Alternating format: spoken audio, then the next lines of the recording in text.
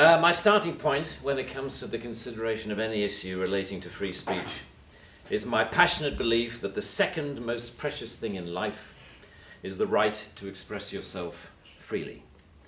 The most precious thing in life, I think, is food in your mouth, and the third most precious is a roof over your head. But a fixture for me in the number 2 slot is free expression, just below the need to sustain life itself. That is because I have enjoyed free expression in this country all my professional life and fully expect to continue to do so.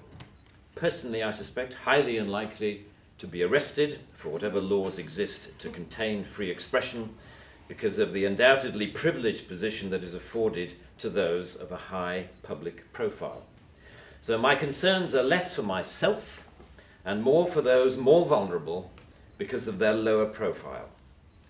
Like the man arrested in Oxford for calling a police horse gay, or the teenager arrested for calling the Church of Scientology a cult, or the cafe owner arrested for displaying passages from the Bible on a TV screen.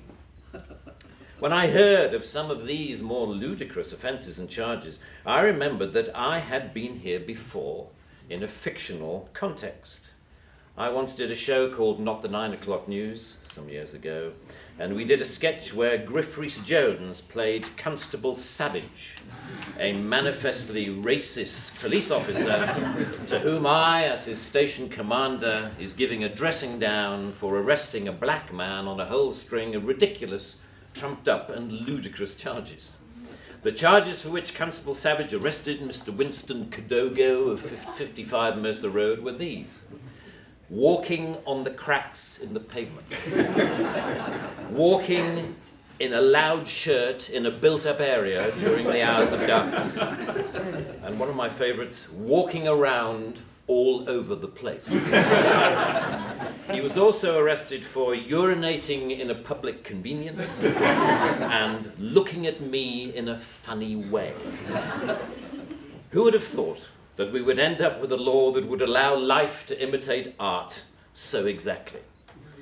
I read somewhere a defender of the status quo claiming that the fact that the gay horse case was dropped after the arrested man refused to pay the fine, and that the Scientology case was also dropped at some point during the court process, was proof that the law was working well, ignoring the fact that the only reason these cases were dropped was because of the publicity that they had attracted.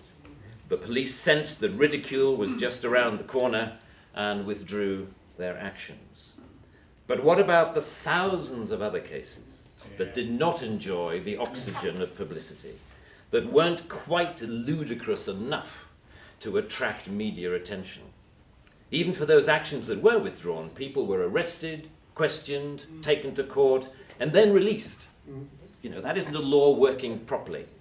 That is censoriousness of the most intimidating kind, guaranteed to have, as Lord Dear says, a chilling effect on free expression and free protest. Parliament's Joint Committee on Human Rights summarised, as you may know, this whole issue very well by saying, while arresting a protester for using threatening or abusive speech may, depending on the circumstances, be a proportionate response, we do not think that language or behaviour that is merely insulting should ever be criminalised in this way. The clear problem with the outlawing of insult is that too many things can be interpreted as such.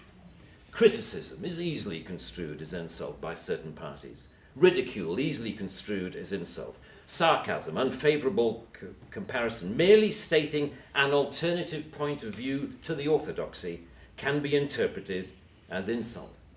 And because so many things can be interpreted as insult, it is hardly surprising that so many things have been, as the examples I talked about earlier show. Although the law under discussion has been on the statute book for over 25 years, it is indicative of a culture that has taken hold of the programs of successive governments, that with the reasonable and well-intentioned ambition to contain obnoxious elements in society, has created a society of an extraordinarily authoritarian and controlling nature. It is what you might call the new intolerance, a new but intense desire to gag uncomfortable voices of dissent. I am not intolerant, say many people, say many softly spoken, highly educated, liberal-minded people.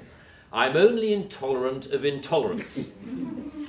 And people tend to nod sagely and say, oh yes, wise words, wise words. And yet if you think about this supposedly inarguable statement for longer than 5 seconds, you realize that all it is advocating is the replacement of one kind of intolerance with another, which to me doesn't represent any kind of progress at all.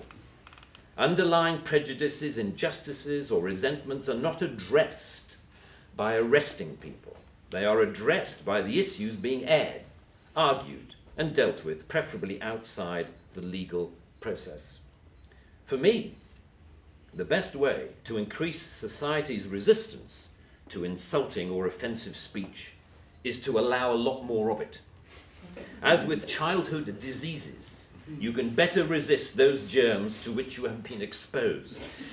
We need to build our immunity to taking offense so that we can deal with the issues that perfectly justified criticism can raise. Our priority should be to deal with the message, not the messenger.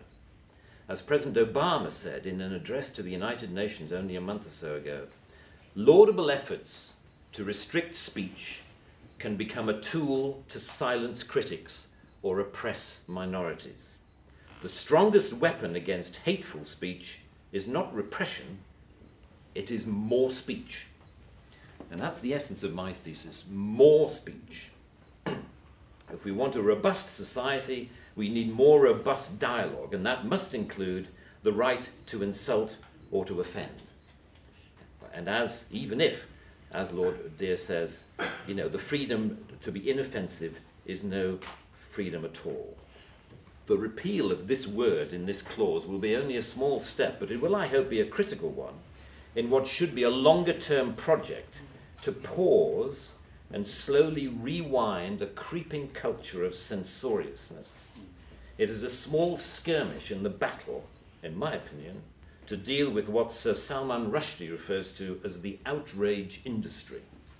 Self-appointed arbiters of the public good, encouraging media-stoked outrage to which the police feel under terrible pressure to react. A newspaper rings up Scotland Yard. Someone has said something slightly insulting on Twitter about someone who we think a national treasure. What are you going to do about it? And the police panic and they scrabble around and then grasp the most inappropriate lifeline of all, Section 5 of the Public Order Act, that thing where you can arrest anybody for saying anything that might be construed by anyone else as insulting. They don't seem to need a real victim. They need only to make the judgment that somebody could have been offended if they had heard or read what has been said. The most ludicrous degree of latitude. The storms that surround Twitter and Facebook comment have raised some fascinating issues about free speech, which we haven't really yet come to terms with. Firstly, that we all have to take responsibility for what we say, which is quite a good lesson to learn. But secondly, we've learned how appallingly prickly and intolerant society has become of even the mildest adverse comment. The law should not be aiding and abetting this new intolerance. Free speech can only suffer if the law prevents us from dealing with its consequences. I offer my wholehearted support to the Reform Section 5 campaign. Thank you very much.